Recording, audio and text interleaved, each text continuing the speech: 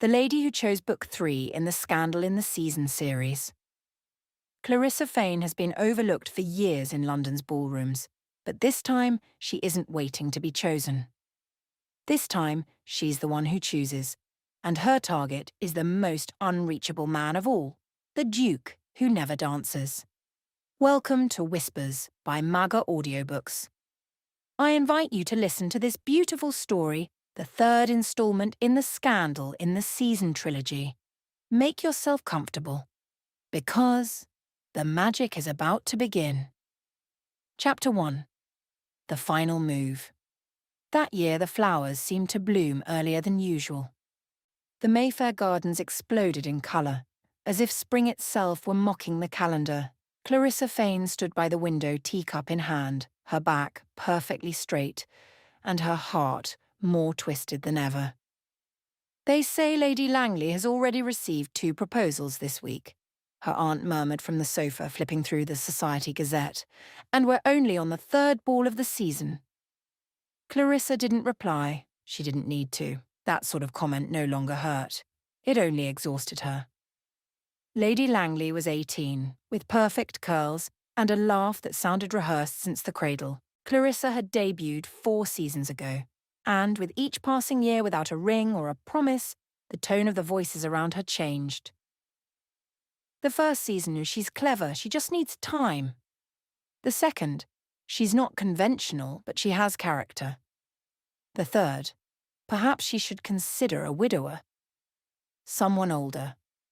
The fourth, women like her often end up doing charity work, don't they? She had just turned 22 and they already spoke of her as if she were a relic with no purpose. That morning, standing before her mirror, she made herself a vow. There would be no 5th season.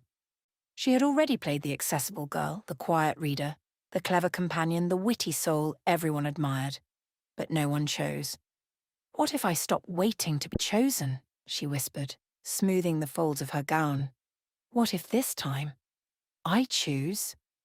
She had been the smart girl, the one with all the right answers, but who never made hearts race, the one who played the piano while others received flowers. She remembered a ball at the Langfords 2 seasons ago. A gentleman had invited her to dance, only because he had lost a bet. She heard him admit it later, laughing, unaware she stood just steps away. That night she promised herself she would never again be someone else's joke. While Evelyn Blackthorne now danced as the wife of a Pembroke, and Vivian Aldridge, once a governess, walked hand in hand with a besotted earl, Clarissa remained where she had always been, on the margins of the story. But no more. When the invitation to the first ball of the season arrived, she didn't leave it on the table as in years past. She didn't ignore it. She didn't sigh with resignation. She held it between her fingers like a general studying a war map. "This is it," she said. "This is my last season. And if I'm to leave, I'll do it knowing I gave it everything." "And what does everything mean, milady?" asked her maid, confused. "It means I'll no longer smile when I don't feel like it, or pretend to be interested in the 3rd son of a baron with horse teeth." "So you're hoping for love?" Clarissa let out a small laugh. "No, Agnes, I'm going hunting for it." That evening, in front of her dressing mirror, she chose a midnight blue gown. Not the brightest, not the most revealing, but one that did something far more important. It made her feel powerful. As she put on her gloves, she recalled all the polite rejections, the words without meaning, the glances that skimmed over her, as if she were just another piece of furniture. "Let them look at me this time," she said. "Let them not be able to look away." And as she entered the ballroom, she wasn't just another debutante. She was a woman set on winning the only man no one had ever caught, the Duke of Ravenshire. The most elusive, the most desired, the most alone. Because she didn't want a title, a roof, or a dowry. She wanted a story. And this time, she was going to write it herself, me. Chapter 2. The Dance That Wasn't. Sebastian Alistair Ravenshire, 9th Duke of Ravenshire, had many reputations. Some said he was dangerous, others that he was brilliant. But no one, absolutely no one, had ever said he was foolish. That's why he always arrived at balls late, because if one delayed long enough, the chattering hordes had already made their entrances and sorted themselves into harmless clusters of silk and ambition. And he could enter quietly, like a storm behind closed doors. He didn't enjoy socializing, but that night he knew he had to be seen. There were rumors, whispers about his fortune, his estate, his lack of heir. And while it was true that none of that particularly worried him, he understood the game. If he wasn't visible, he'd lose power. And power was the only shield left to a man who had already lost everything else. He stood on the edge of the dance floor, glass in hand, gazing at the movement of dresses like a bored lion watching butterflies. Same faces, same intentions. Only one woman didn't quite fit. She was speaking with Lord Denning, but didn't smile like the others. She didn't flutter her lashes. She looked straight into his eyes, challenging him to look away first. Clarissa Fayne. He'd heard of her. Too sharp to be docile, too proud to pretend. Not a debutante, a woman, and that made her dangerous. Clarissa, for her part, knew he was watching. She didn't meet his eyes directly, but her entire body was a declaration. Each step in her blue gown, each pause before answering a question, each subtle curve of her lips when someone mentioned the Duke of Ravenshire nearby. She knew. He wasn't used to being provoked, even less so by someone who didn't seem to expect anything in return. "I thought you didn't dance," she said when he finally approached. "I don't," he replied. "Then what are you doing here?" "Watching." "And what do you see?" "You," he answered honestly. Clarissa arched a brow. "Just me." "There are others," he added, "but they're very dull by comparison." "Then I suppose I should be flattered. You should be wary of being interesting." "No," he said, voice low, "of being seen." They didn't dance. Not really. They stood at the edge of the floor, close enough to suggest intimacy, but far enough not to give it away. Clarissa didn't expect a grand gesture, but when she returned to her carriage that night, her heart was beating too fast for a conversation that hadn't even lasted 5 minutes. And when she closed her eyes to sleep, she whispered to herself, "One move at a time, Clarissa. One move at a time." Chapter 3. The Unsent Letter. Clarissa didn't believe in magic, nor in fate, nor in omens. But there was something oddly symbolic about receiving a letter from the Duke of Ravenshire, with no signature. She opened the note slowly, as if her fingers knew something her mind dared not admit. Simple paper, clear ink, and a sentence written with the precision of a man who measures his words like weapons. "You provoke me, and that unsettles me." No name, no date, no salutation, but she knew. Knew by the slant of the handwriting, by the weight of the silence between the lines. And above all, because no one else would dare write something like that to her. She didn't respond. How could she? What was the correct reply to a confession that wasn't quite one? Instead, she folded the note neatly and tucked it inside her copy of Persuasion Irony, Intended. That afternoon, she walked in the garden longer than usual. The air still smelled of late spring, roses and tension. She imagined what she would write if she were to respond.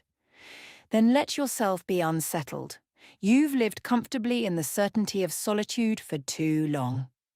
You don't scare me, but the idea of never being more than a shadow in your world does." But she didn't write it. Because Clarissa Fayne did not chase anyone, not even him. That evening, at the literary gathering hosted by Lady Ainsworth, she wore a gown in a shade between wine and defiance, her hair in soft waves like she'd just come from a dream where everything was simpler. The room was full of people pretending to care about poetry, but only a few truly listened. He was one of them. He stood in a corner, arms crossed, as she read aloud a fragment from a fictional letter of love.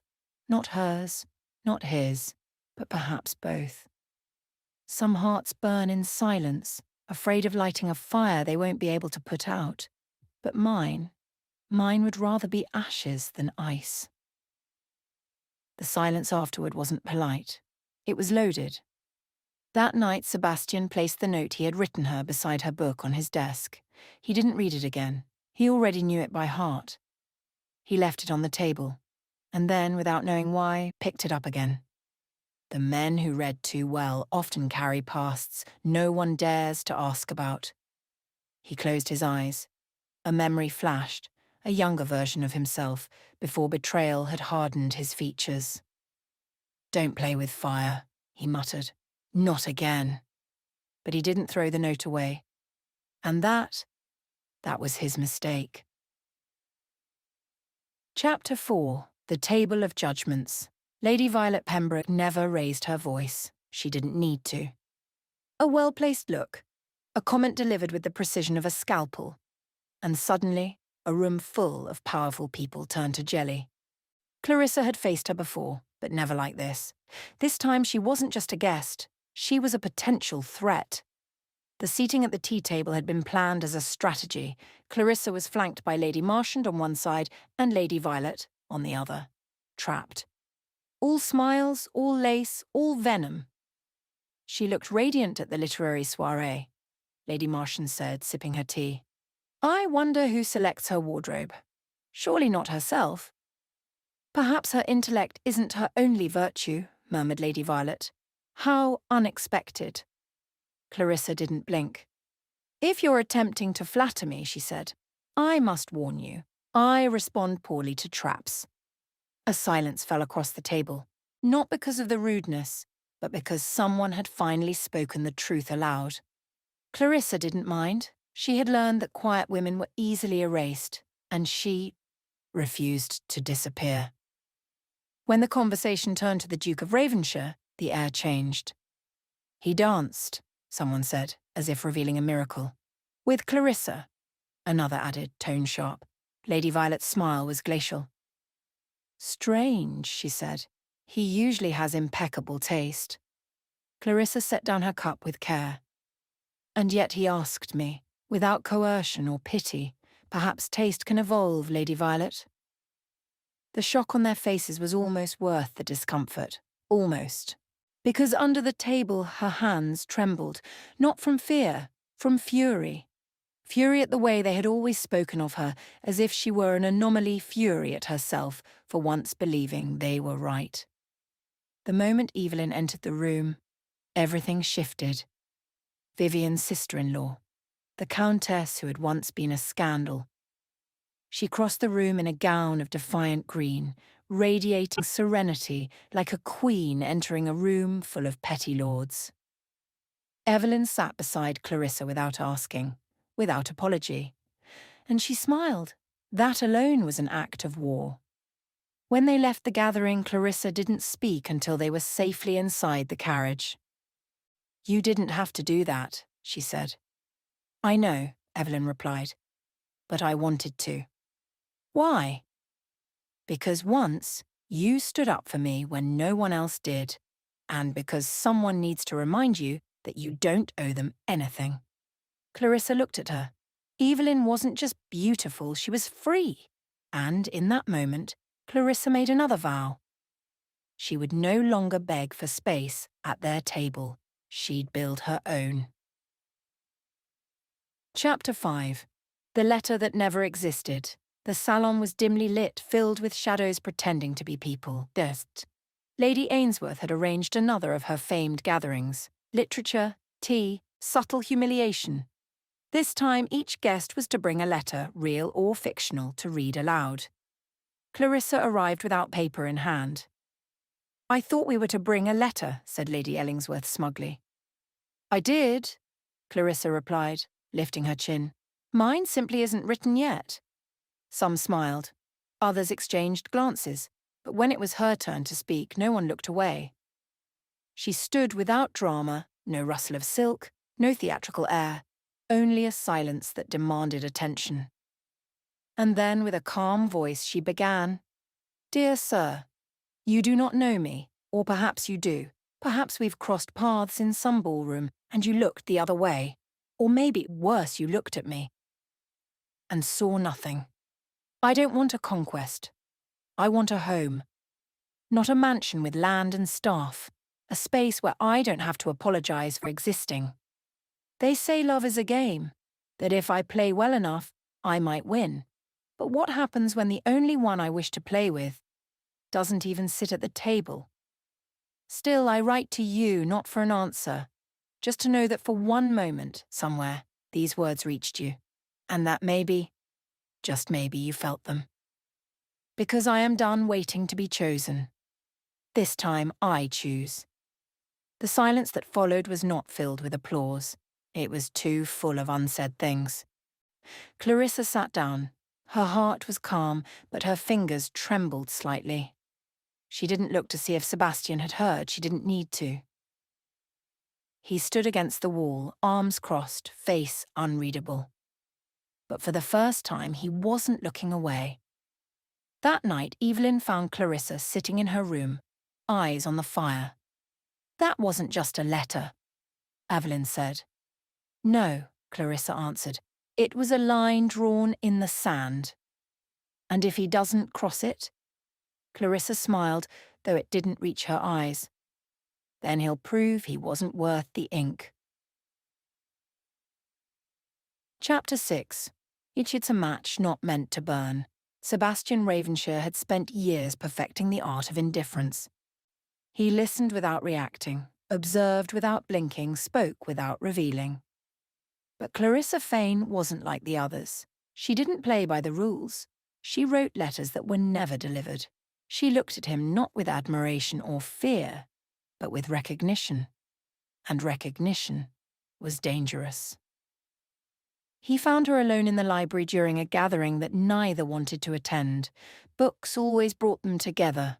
Or perhaps it was the silence between the books. "Miss Fayne," he said, standing at the threshold. "Your Grace," she replied, without looking up from the page. "You read Austen," he noted. "She reads me," Clarissa corrected, "far more thoroughly than I deserve." He smirked, almost against his will. "And what does she find? A woman who's grown tired of pretending not to feel." Sebastian stepped closer. "You seem different tonight." "I am," she said, closing the book. "I have decided to stop asking for what I want." "And what is it you want?" Clarissa met his gaze then, directly. There was no hesitation, no coyness. "You!" It wasn't a confession, it was a declaration. Sebastian felt the weight of her words like a slap made of silk. "You don't know me," he said quietly. "I know you dance when no one expects you to, that you send unsigned letters, that you read philosophy in the middle of a ball." He said nothing. Clarissa took a step forward. "I don't need you to change," she continued. "I need you to be honest, even if the truth is that you don't feel the same." He wanted to lie, wanted to say she was wrong. But she wasn't. Instead, he said, "You're playing with fire." Clarissa smiled. "Maybe, but at least I'm warm." She turned to leave, and he didn't stop her. But the scent of her, jasmine and ink, stayed behind, long after the room was empty. Chapter 7. The Move in Plain Sight.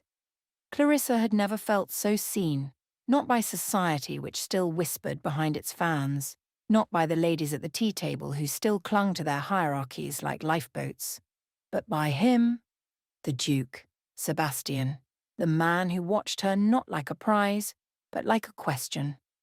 A dangerous one.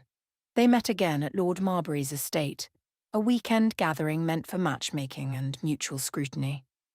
Clarissa walked through the gardens alone, by choice, when she found him at the edge of the maze. "I thought you hated crowds," she said. "I do," he replied. "That's why I'm out here." She nodded, folding her hands behind her back. "Do you always run when things get uncomfortable?" He looked at her then sharply. "No, only when I want to avoid setting everything on fire." "Then perhaps," she said softly. You should learn to let it burn. They walked in silence for a moment. Then Clarissa stopped. I'm not playing, she said. This isn't a game to me. I know, he answered. Then why are you still holding back? Because the last time I let someone close, they used what they found to destroy me. Clarissa inhaled slowly. I am not her. I know that too. Then what are you afraid of? He didn't respond, because the truth was too raw to name, because it wasn't her he didn't trust. It was himself. That night, Sebastian watched her from a distance during dinner. She was laughing. Genuine, rich laughter that made others lean in, made them forget their own words. She didn't need him, but he suspected, feared, that he needed her. And need was weakness. But he couldn't look away. Because in a room full of masks, she was the only one who meant what she said. And somehow that was more terrifying than any secret. Chapter 8. What the Walls Whisper. The house was old, too old for so many secrets. It had witnessed centuries of arranged marriages, hidden tears, and stolen kisses in corridors that now echoed with the sound of footsteps. Too careful. Clarissa wandered through it with the awareness of someone being watched. Not by eyes, by expectations. She entered the music room not to play but to think. The piano was closed. The air smelled faintly of lavender and dust. Sebastian found her there, not by accident. You're everywhere, he said, standing in the doorway. You're the one who keeps following me, she replied without turning. A pause. I'm not sure if I'm trying to find you, he said, or avoid you. Clarissa turned slowly. And which would be worse? He stepped into the room, letting the door close behind him. I don't know, he confessed. She studied him. You don't strike me as a man who often says that. I don't. Then say something else. Anything that's true. Sebastian took a breath. I don't sleep well. She blinked, caught off guard. And lately, when I do, I dream of you. Clarissa's heart thudded once, then again, louder. And in these dreams, you don't leave. The room was suddenly too quiet, too full. She walked toward the piano and laid her fingers on the lid. Dreams aren't real. No, he agreed, but they make you want them to be. Silence again, then her voice barely audible. I don't want to be your distraction, or your lesson, or your regret. You're none of those things. Then what am I?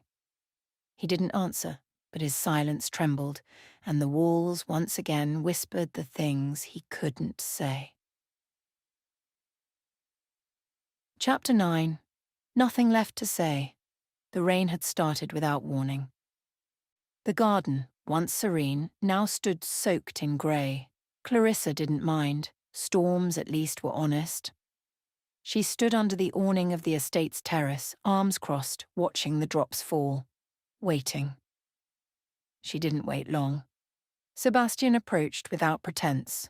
No overcoat, no umbrella, no shield.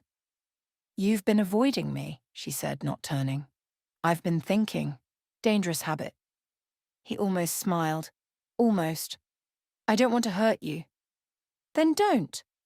It's not that simple. Clarissa finally turned to face him, eyes dry, voice steady. It is, actually. Either you want this, or you don't. He looked away. Clarissa. She hated how beautiful her name sounded on his lips. You're not safe, he said finally. And you are? She shot back. That's not what I meant. Then say what you mean. A pause. I don't trust myself with you.